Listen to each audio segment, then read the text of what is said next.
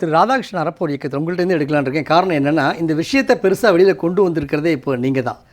பரசலாக ஒரு சில வருஷம் அப்படியெல்லாம் பேசிகிட்டு இருந்தாலும் கூட பெரிய போராட்டம், முன்னெடுப்பு, அடுத்த வழக்குங்கிற இடத்துக்கெல்லாம் கொண்டு போகிறது நீங்கள் தான். அப்படிங்கிறப்போ 28 மாவட்டங்களுக்கு நடத்த வேண்டிய இந்த தேர்தலை தள்ளி வைப்பதற்கான காரணம் என்னவாக பார்க்கப்படுகிறது? முதல்ல இந்த அறப்போர் மட்டுமே இல்லை, தன்னாட்சி மக்கள் நிறைய அமைப்புகள், சமூக அமைப்பு, ஐஜிஜி, அப்புறம் இன்னும் அமைப்புகள்லாம் சேர்ந்து தான் இது ஒரு தொடர் முயற்சி. ஏன்னா இதுக்கு பின்னால் ஒரு 6 மாத காலம் தொடர்ந்து பணிகள் செஞ்சுருக்கிறாங்க நிறைய கூட்டு இயக்கங்கள் சார்பாக.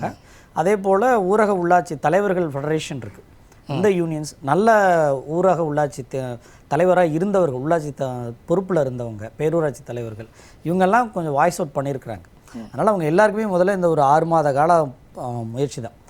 என்ன பேக்ரவுண்ட் அப்படின்னா, இந்த ஜனவரி 2025 5ஆம் தேதியோட ஊரக உள்ளாட்சிகளுக்கான பொறுப்பாளர்கள், அதாவது 28 மாவட்டங்களுக்கு தேர்தல் நடந்து கிராம பஞ்சாயத்துகளுக்கு பொறுப்புகளாக வந்தவர்கள், ஒன்றிய கவுன்சிலர், அதே போல் வார்டு கவுன்சிலர் உட்பட, பஞ்சாயத்து தலைவர் உட்பட, இது மாதிரி 91,000 பொறுப்புகள்.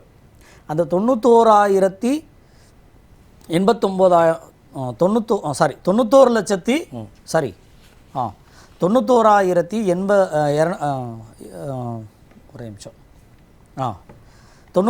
பொறுப்புகள் மொத்தமாக. சரி, 237 பொறுப்புகள் மொத்தமாக 91,000 பொறுப்புகள் இருக்கு. ஜனவரி 5 பொறுப்புகளுமே காலாவதி ஆயிடுச்சு. 5 ஆண்டுகள் முடிஞ்சிருச்சு. சரி, இது கான்ஸ்டிடியூஷனல் மேண்டேட்னு சொல்லுவோம். அதாவது அரசியலமைப்பு சாசனம் 9(9)A இது 3 கவர்மெண்ட்டுகளுக்கு பவர் கொடுக்குறது. அதாவது இந்தியாவை பொறுத்த வரைக்கும் கான்ஸ்டியூஷனல் தான் உச்சபட்ச அதிகாரம்.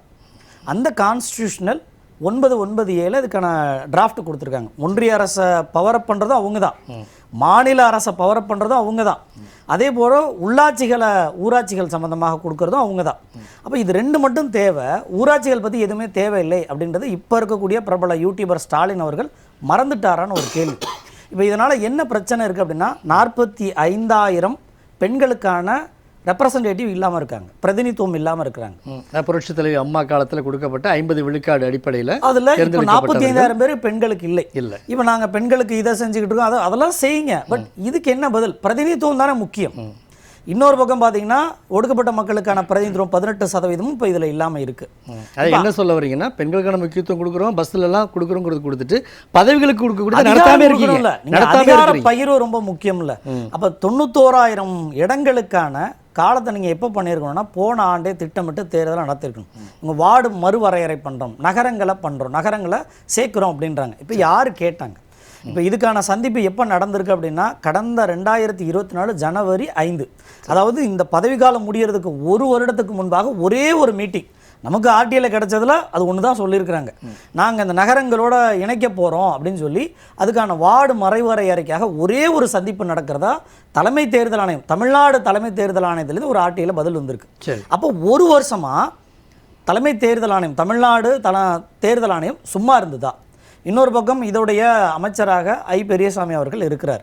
அவருக்கு தெரியும்ல அவரோட வேலையே என்ன. சரி, இன்னைக்கு சட்டமன்றத்தில் 35 அமைச்சர்கள் இருந்தாலும் மக்களுக்கான அதிகாரங்கள் பற்றி பேசக்கூடியது 2-3 அமைச்சர்கள் தான் பொறுப்பு. மற்ற அமைச்சர்களுக்கெல்லாம் அந்த துறைகளை மக்களுக்கு சேவைகள் தான் கொடுப்பாங்க. அதில் முக்கியமான இடத்துல தான் இந்த ஊரக உள்ளாட்சித்துறை அமைச்சர் பெரியசாமி அவர்கள் இருக்கிறார். சட்டமன்றம் கூடும்போது 91,000 இடங்களுக்கான எனக்கு அமைச்சரவை கீழே கூடிய மக்கள் தேர்ந்தெடுக்கப்படலையே, நான் இந்த சட்டமன்றத்தில் எப்படி அவங்களுக்கு உட்காந்து அதிகார பகிர்வை பற்றி பேசுவேன்னு அவர் வெளிநடப்பு செஞ்சுருக்கணும். தேர்தல் ஆணையம் நடத்தலைன்னு அவர் கண்டித்து வெளில போயிருக்கணும். ஆனால் அவர் என்ன பண்ணுறாரு, இதை பற்றி எங்கேயுமே வாயை திறக்கவே இல்லை.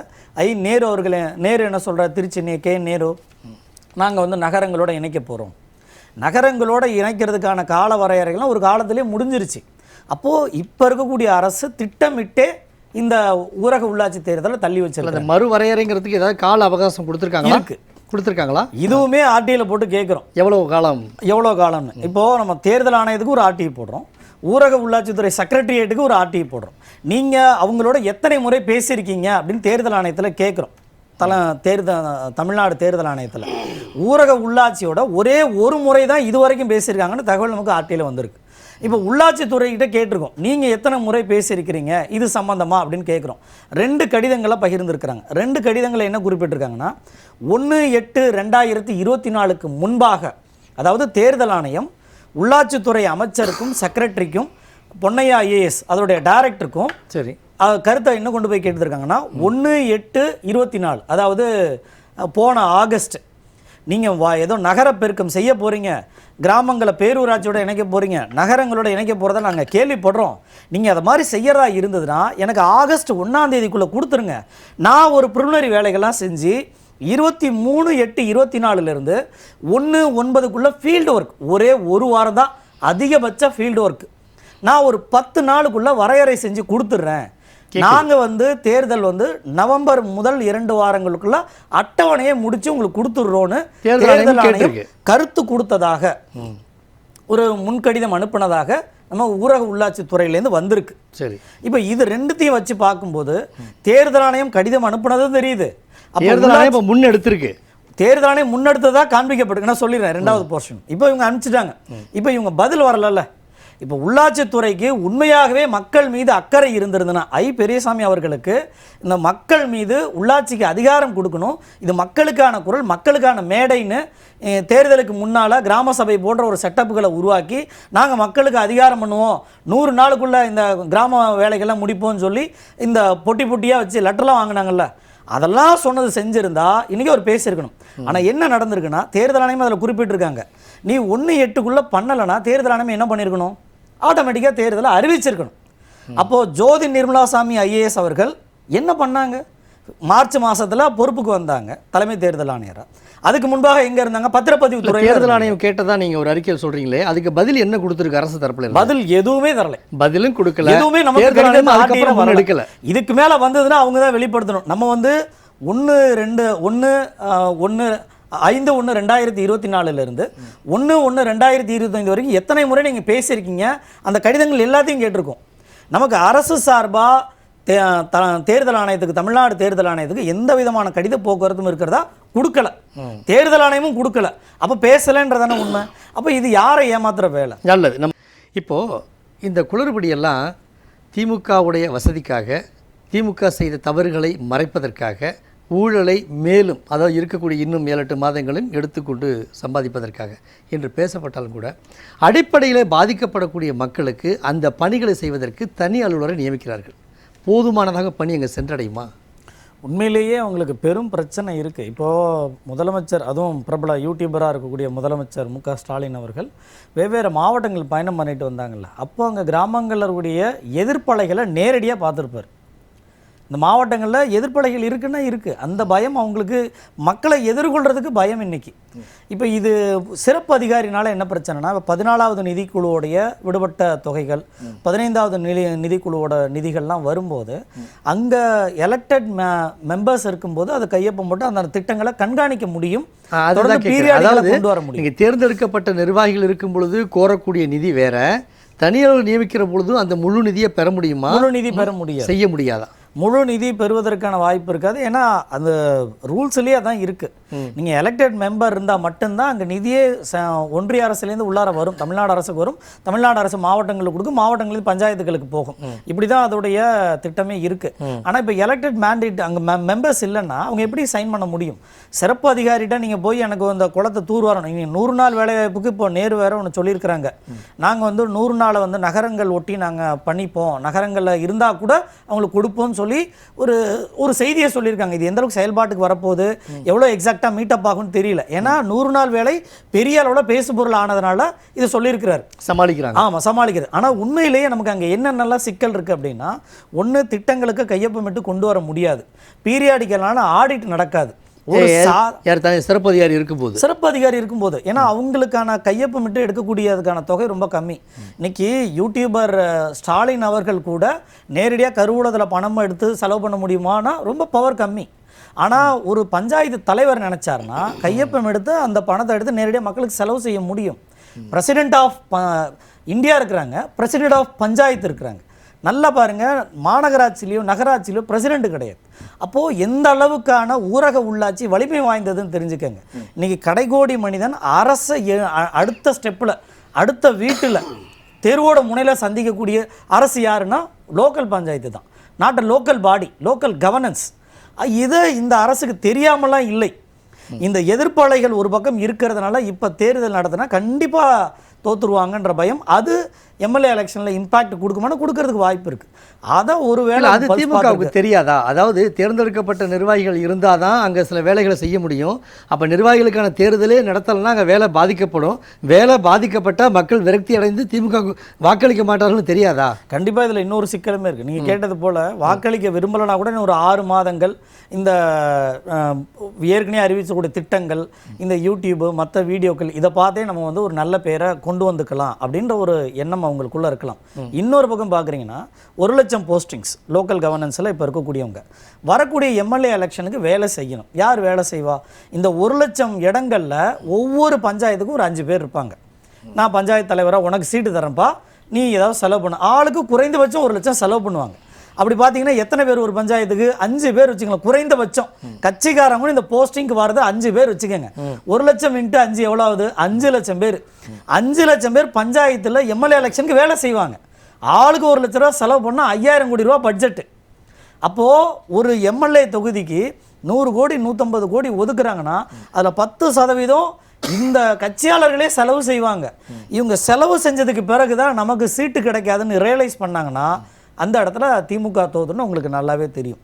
கடைசி காலகட்டத்தில் நடத்துகிறதோ ஏற்கனவே ஏடிஎம்கே காலகட்டத்தில் தள்ளி போட்டு நிதியை ரொம்ப காலதாமதமாக தான் வாங்கினது. அப்போவுமே இப்போ இருக்கக்கூடிய பிரபல யூடியூபர் ஸ்டாலின் அவர்கள் வந்து எதிர்ப்பு தெரிவித்தார். நாங்கள் வந்து நிதி வராமல் இருக்குது, இதை நீங்கள் தேர்தல் நடத்தலைன்னு சொல்லி அது போட்டு திரும்ப அதுக்கப்புறம் மாநகராட்சியெல்லாம் அறிவித்து மாவட்டங்களாக அறிவித்ததை பார்த்தோம். நிதியும் வந்துருச்சு. அப்போ அதே தவிர இவங்க செய்கிறாங்கன்னா மக்கள் மீது அக்கறையே இல்லை. இன்னொன்று என்ன சொல்கிறோம், நீங்கள் என்ன பண்ணிக்கிட்டு இருக்கீங்க? டீலிமிட்டேஷன் சொல்கிறீங்க. அதிகபட்சமே உங்களுக்கு 10-20 நாள் தான் பேப்பர் ஒர்க்கு, ஃபீல்டு ஒர்க்கே 10-20 நாள் தான். 60 நாளுக்குள்ளே உங்களுக்கு டீலிமிட்டேஷனுக்கான இந்த டேபிள் ப்ரிப்பரேஷன், வாக்காளர் ப்ரிப்பரேஷன் எதை எடுத்தாலும் அதிகபட்சம் 90 நாளுக்குள்ளே கிடையாதுங்க. அப்போ யாரை ஏமாற்றுவதற்காக இப்படி செய்கிறீங்க? நீங்கள் சொன்னதுல ஒரு பாதிப்பு, ஒரே ஒரு பாதிப்பை நான் குறிப்பிட்டுறேன். கடந்த ஜனவரியிலேருந்து இப்போ மார்ச் வரைக்குமான 6 இறப்புகளை, ஒடுக்கப்பட்ட மக்களை சார்ந்த ஒரு 6 இறப்புகளை ஒரு நல்ல அடக்கம் கூட பண்ண முடியாமல், நீங்கள் செய்தி பேப்பரில் பார்த்துருக்கேன். இப்போ ஒரு பஞ்சாயத்து தலைவர் அந்த இடத்துல இருந்திருக்கிறார். ஒரு ஒடுக்கப்பட்ட மக்களுக்கான பிரதிநிதித்துவம் இல்லை, பஞ்சாயத்து தலைவர் அங்கே இருந்திருக்கிறாரு. ஒரு ஒடுக்கப்பட்ட மக்கள் இறந்துருக்கிறாருன்னா அவர் என்ன பண்ணியிருப்பாங்க? எப்பா வழி விடுங்கப்பா, அந்த இடத்துல போய் அடக்கம் பண்ணுறதுக்கு வழி கொடுங்க. இல்லையா சண்டை வருதா, தாசில்தாரை கூப்பிடுங்க, நீங்கள் பிடிஓவை கூப்பிடுங்க, கலெக்டரை கூப்பிடுங்க, பீஸ் கமிட்டி மீட்டிங் போடுங்க.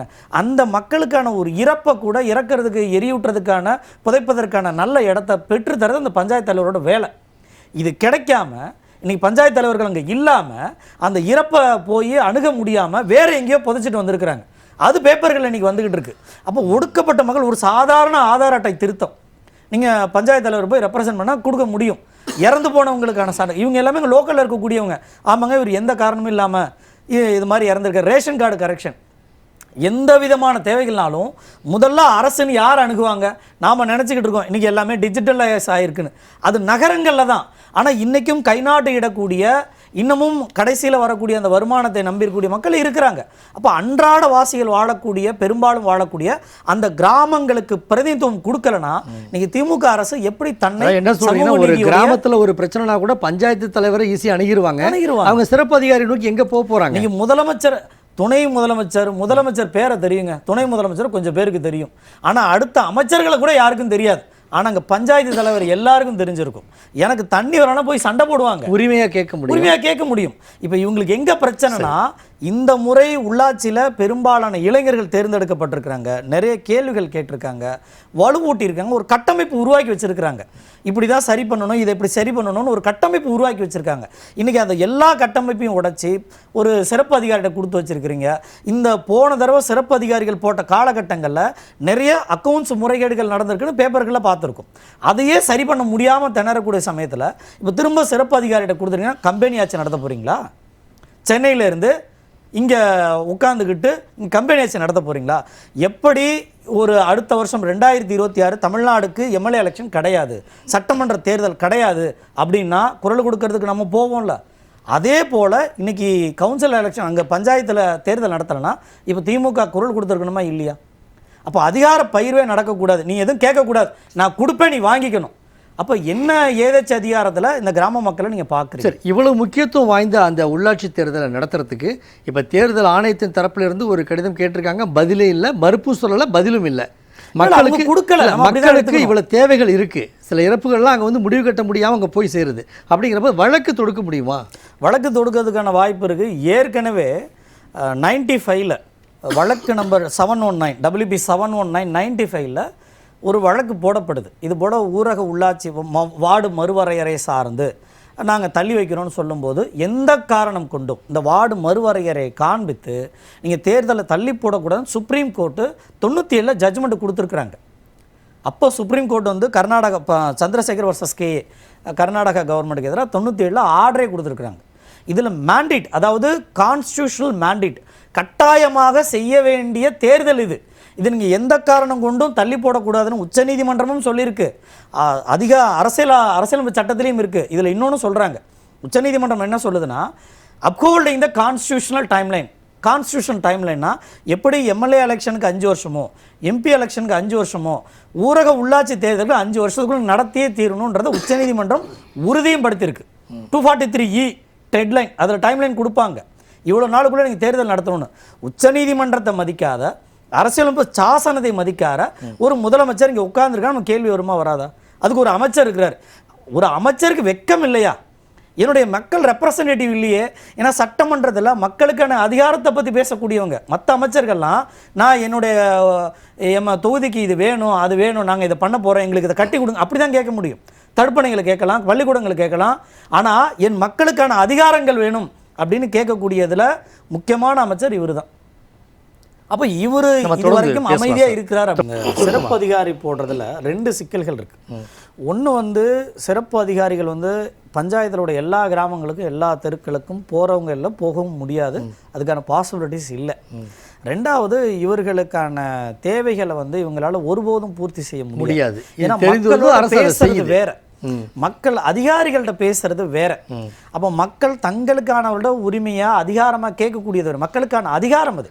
அலுவலர்கிட்ட போகும்போது நாம ரிக்வெஸ்டா தான் கேட்க முடியும். அந்த டிஃபரன்சியேஷன் ரொம்ப முக்கியம். இறுதி கட்டத்தில் மக்கள் தான் பாதிக்கப்படுறாங்க. இறுதி கட்டமாக அரசு என்ன செய்யும்? 10 லட்ச ரூபா சென்னை கார்பரேஷனுக்கு வருமானம் வருதுன்னா அங்கே மக்களோட ரெப்ரசன்டேட்டிவ் உட்காந்து பேசுகிறாங்க. இதே ஒரு பஞ்சாயத்தில் 10 லட்ச ரூபான்னா அதை மக்கள் உட்காந்து திட்டமிட முடியும். அதான் அந்த அதிகார வித்தியாசம். என்ன செய்யணும்னு கேட்குறேன். உடனடியாக தேர்தல் நடத்தணும். அதுக்கான அரசு இப்போ நினச்சிச்சுன்னா, தேர்தல் ஆணையம் உண்மையாகவே தன்னிச்சையான பாடி தேர்தல் ஆணையமாக இருக்குன்னா ஜோதி நிர்மலா சாமி அவர்கள் நாளைக்கே தேர்தல் அறிவிப்பை கொடுக்கலாம். நல்லது. அந்த அமைப்பு வந்து தன்னிச்சையான அமைப்புங்கிறத மக்களுக்கு வெளிப்படுத்தணும்னா தேர்தல் அறிவிக்கணும்.